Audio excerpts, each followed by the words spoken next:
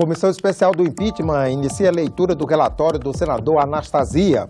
O Congresso vai examinar nesta terça-feira vetos do presidente interino e 2 ministros participaram hoje de audiências públicas nas comissões do Senado. Olá, você assiste agora às notícias do Senado nesta terça-feira.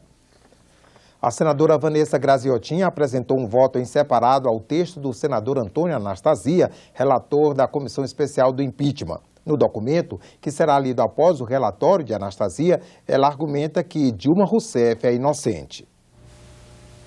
Infelizmente, já prevendo um voto favorável à pronúncia do relator, porque é muito mais um voto político do que um voto jurídico, nós elaboramos um substancioso voto em separado, mostrando que não há a menor procedência para a pronúncia da senhora Presidenta da República, porque nem as tais pedaladas, que na realidade é a execução do Plano Safra, dito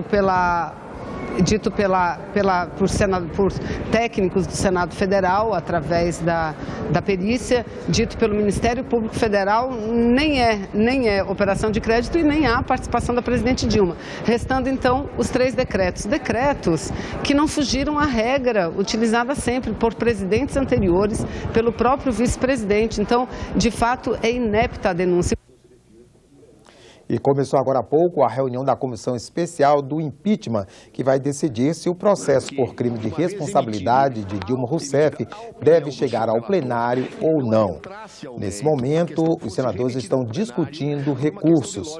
Confira um trecho da leitura. As preliminares se decidem antes do mérito. Como as preliminares têm que ser decididas pelo plenário, o correto dentro de um iter processual adequado ao ver a defesa é que, emitida a opinião desta comissão, se vá a plenário, o plenário decide e depois, então, Sua Excelência, o relator, aprecia o mérito. Não se pode, a nosso ver, colocar-se uma manifestação dessa comissão antes da decisão sobre as preliminares. Os integrantes da Comissão Especial do Impeachment se reúnem amanhã para discutir o relatório do senador Antônio Anastasia e o voto em separado da senadora Vanessa Graziotin. A votação será na quinta-feira. O novo marco legal da ciência, tecnologia e inovação, em vigor desde janeiro deste ano, foi tema de seminário. As comissões de ciência e tecnologia da Câmara dos Deputados e do Senado se reuniram para debater os impactos da nova lei e os desafios para o Congresso no processo de regulamentação. Vetos ao novo marco legal da ciência, tecnologia e inovação frustraram parlamentares e a comunidade científica. Foi um tanto geral, atingiu tanto o setor acadêmico como atingiu o setor empresarial e levou a uma grande insegurança jurídica, atrapalhando bastante os vetos, a interação entre esses 2 setores. Só vieram para judicializar e foram vetos de visão de muito curto prazo de economicidade. Uma articulação pretende resolver os principais problemas provocados pelos vetos com a rápida aprovação de um projeto de lei ou com a edição de uma medida provisória. Eu estou junto com todos para que a gente possa recuperar esses vetos. E não tem sentido nós não caminharmos pelos dois caminhos. O caminho da medida provisória e o caminho do projeto. Aquele que conseguir chegar a bom termo mais rápido, melhor. Um consenso formado entre empresas, cientistas e parlamentares pede urgência. Segundo participantes da audiência, o Brasil não consegue acompanhar a evolução científica e tecnológica mundial. Ao contrário. Atualmente, o Brasil se encontra em posição desfavorável nos principais rankings de inovação e competitividade. Caímos 9 posições no Índice Global de Inovação do INSEAD, ficando em 70º lugar entre 141 países. Os debatedores também consideram que a crise econômica não deve ser pretexto para a queda de investimentos na área. Em vez disso, inovação tecnológica e parceria, universidade e empresa, podem ser instrumentos para facilitar a saída da crise e enfrentar as grandes questões nacionais. Em épocas de crise, os países europeus, Estados Unidos, a China, a Coreia do Norte, tendem a ampliar seus investimentos em P&D, já que o desenvolvimento tecnológico é a melhor alternativa para a saída sustentável e que é uma maneira de manter emprego, sobretudo de pessoal de nível superior, que também é jogado para fora na crise. Em épocas de crise, nós precisaríamos ter condições de ser eficientes no investimento em ciência e tecnologia também.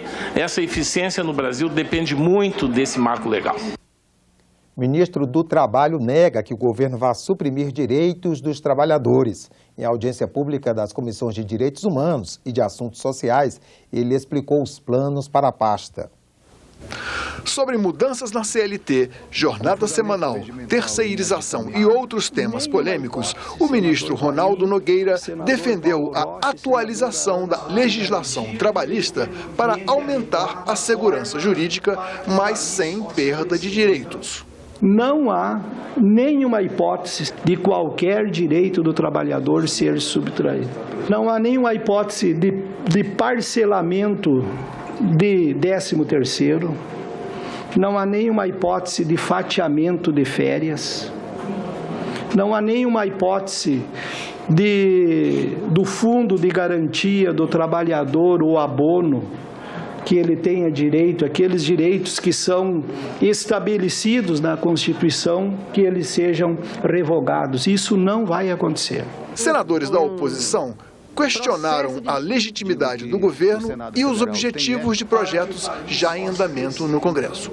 Com todo respeito, a sua posição política, a posição do seu partido, mas o governo que o senhor está representando, que está servindo, é um governo que quer desmontar a estrutura social, a proteção ao trabalhador, aos ganhos dos trabalhadores.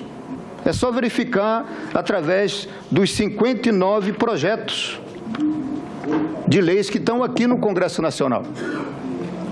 É para retirada de direitos, é de retrocesso. A população brasileira está com medo. Estou sendo muito franco, ministro, está com medo. Porque aquilo que Vossa Excelência disse aqui não é o que os outros ministros estão dizendo.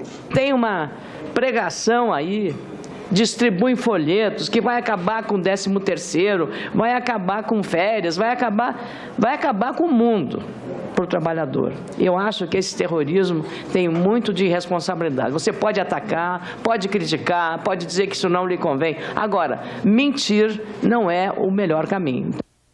A Lei de Diretrizes Orçamentárias pode ser votada nesta terça-feira pelo Congresso Nacional. O texto que orienta a elaboração do orçamento limita os gastos públicos para o ano que vem. A definição de um teto para despesas públicas está alinhada com a proposta de emenda à Constituição enviada pelo governo interino ao Congresso. De acordo com o relatório da LDO, os gastos primários do governo em 2017 podem alcançar, no máximo, o total das despesas deste ano, incluídos os restos a pagar, corrigido pela inflação. O relator da matéria, senador Wellington Fagundes, retirou do texto a previsão de receitas vinculada à recriação da CPMF. Os recursos constavam na proposta original enviada ao Congresso ainda no governo da presidente afastada Dilma Rousseff. Mas, segundo o relator, novas fontes de receita só podem ser incluídas no orçamento se forem antes aprovadas pelos parlamentares. E, de acordo com Wellington Fagundes, o governo atual não pretende recriar o imposto. Manter a projeção de tributos cuja aprovação é improvável não contribui para a construção de um orçamento realista. O relatório da proposta de lei de diretrizes orçamentárias prevê déficit primário de 139 bilhões de reais em 2017 e se baseia em cenário econômico de crescimento de 1,2% do produto interno bruto, inflação de 4,8%, juros de 11,25% ao ano e dólar a R$ 3,81. Em relação a investimentos, haverá prioridade para os programas Minha Casa, Minha Vida e Bolsa Família, a manutenção de rodovias e a criação de creches e unidades básicas de saúde. Também está definido como meta finalizar obras inacabadas, dando preferência às que já têm 50% da execução concluída. Quando temos recursos limitados, é preferível concluir os investimentos já iniciados a aumentar a quantidade de obras sem continuidade. O relatório foi aprovado pela Comissão Mista de Orçamento sem a análise dos 257 destaques apresentados ao texto. A votação desses destaques deve ser realizada na comissão hoje às 14h. Para as 19h está marcada a sessão do Congresso para votar a LDO. Mas antes de votar a Lei de Diretriz Orçamentária, senadores e deputados têm um desafio: limpar a pauta, trancada por 15 vetos da Presidência da República a matérias aprovadas pelo Congresso.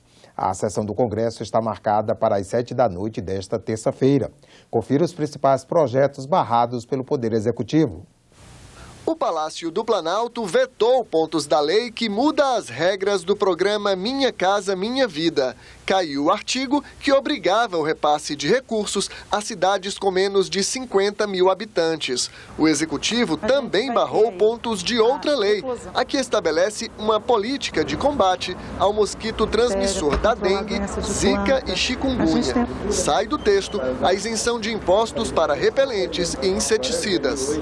Toda vez que qualquer projeto de lei vise reduzir tributo, alterar alíquotas, reduzir base de cálculo, que vai implicar redução na arrecadação, há que se prever medida de compensação para essa receita que não vai se efetivar. O Congresso vai analisar ainda o veto que permite que mulheres que trabalhem em locais insalubres e estejam grávidas ou amamentando fiquem em casa recebendo o salário. O Poder Executivo barrou ainda trechos da lei que aumenta a punição para quem bloquear estradas. Com a mudança, pedestres que fecharem rodovias não podem mais ser multados. Há um confronto aí entre os dois direitos, o direito de manifestação e o direito de livre locomoção, que precisa ser decidido pelo Congresso Nacional.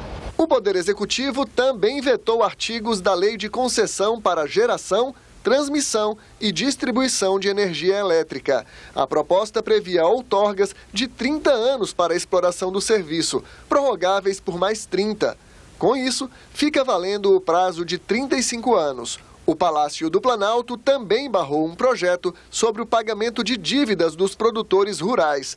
Com o veto, quem estiver devendo não vai poder pedir novos empréstimos. A argumentação técnica é de que qualquer medida de flexibilização em relação à inadimplência seria uma afronta ao interesse público, porque isso representaria para o Estado um risco maior de participação e de contrapartida no momento em que o Estado brasileiro apresenta claramente os sinais de uma crise fiscal sem precedentes. Na Lei de Responsabilidade das Estatais, são 11 vetos. O texto estabelece as regras de funcionamento das empresas com participação do poder público. O presidente interino barrou um artigo que proibia a acumulação de cargos de diretor e integrante do Conselho Administrativo. Michel Temer também vetou a chamada responsabilidade solidária. Pelo texto original, um conselheiro poderia ser punido por má gestão, mesmo que tivesse votado contra a maioria do Conselho numa decisão considerada irregular. Outra mudança que vai passar pelo Congresso é na lei do seguro de crédito à exportação. O texto original obrigava a União a cobrir o pagamento de dívidas não honradas por empresas brasileiras com investimentos no exterior. O veto elimina essa possibilidade. Se os investimentos são feitos no exterior, alguns dos benefícios gerados por eles, como por exemplo a criação de mão de obra, a geração de renda, não se dariam no Brasil.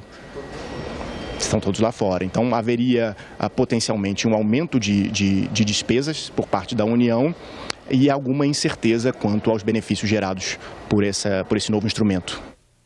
Você terá outras notícias a qualquer momento na nossa programação e também na página da TV Senado na internet.